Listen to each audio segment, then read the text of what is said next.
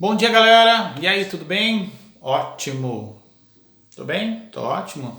Saudade de vocês. É o professor Marcão que está aqui nesse momento tão difícil de transformações, tantas coisas acontecendo. Vocês já não têm poucos problemas, né? Terceiro colegial, vestibulares, tanta atenção, mas a gente não pode ficar parado. É extremamente importante que a gente prossiga e da melhor maneira possível, já que as possibilidades são essas de enviarmos vídeos online. Então vai aqui mais um seja bem-vindo e é o nosso vídeo. Professor Marcão, Química, hoje vamos trabalhar os módulos 5 e 6 da apostila 1, da frente 1. Vamos falar sobre ligações químicas, ligações iônicas e ligações covalentes. A partir da página 13 do seu material didático. Tá, vamos falar sobre as ligações iônicas. Como o nome já sugere, as ligações iônicas ocorrem pela formação de íons, que são cátions e ânions. Então o raciocínio é muito simples. Se um átomo perde elétrons, ele vira um cátion, ele fica positivo. Se um átomo ganha elétrons, ele se transforma num ânion e fica negativo. Então, bem simples assim. Cátion positivo, ânion negativo, ocorre a atração entre eles, é uma atração muito forte, então os compostos iônicos apresentam grande temperatura de fusão, grande temperatura de ebulição, não conduzem corrente elétrica no estado sólido, conduzem corrente elétrica em solução aquosa e fundidos. Tá, mas quais são então esses compostos iônicos, como que eles são formados? Em vídeo é complicado porque o interessante seria se eu tivesse uma lousa, fazer alguns esquemas, mas como vocês já viram as ligações iônicas e as ligações covalentes, é mais um lembrete, um remember para você fazer os exercícios, né, da apostila e também do caderno de exercícios. Então as ligações iônicas, elas ocorrem entre metais e ametais.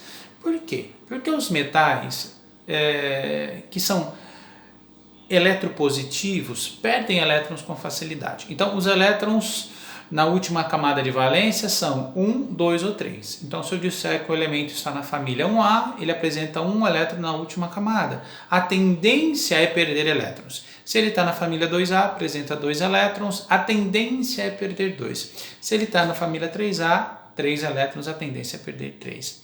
Então, em que momento ocorre uma ligação iônica?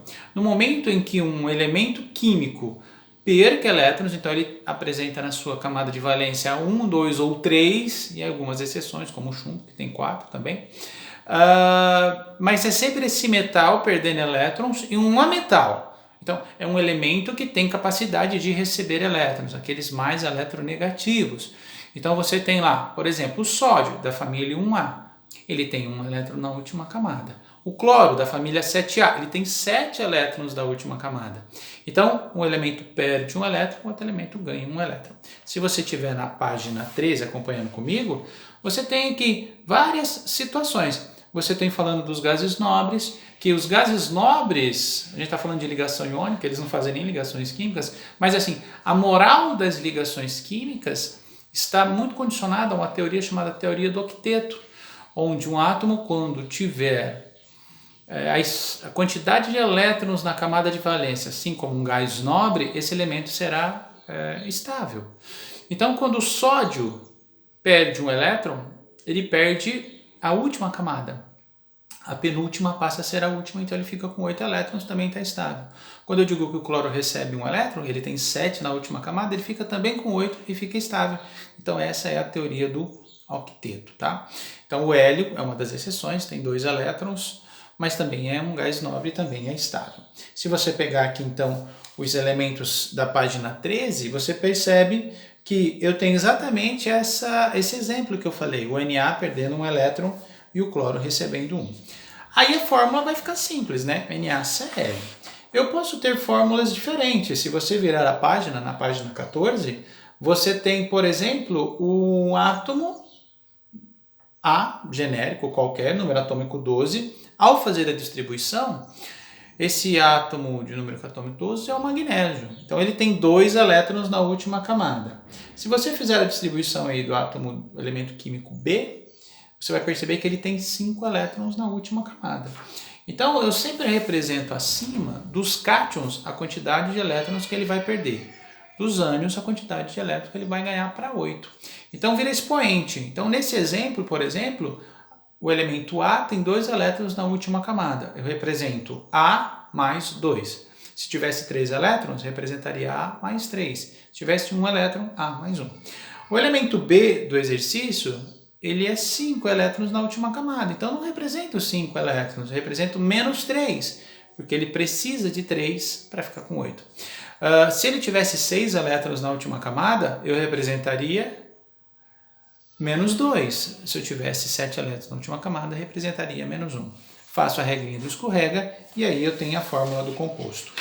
No terceiro exemplo, eu tenho, por exemplo, o átomo de oxigênio de alumínio.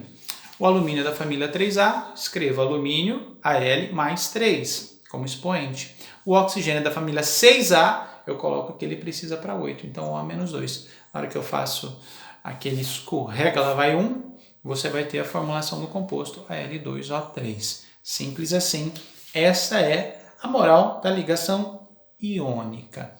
Já vou fazer com vocês aqui os exercícios, tá? Deixa eu ver se dá para fazer de boa. Tem alguns exercícios bem tranquilos.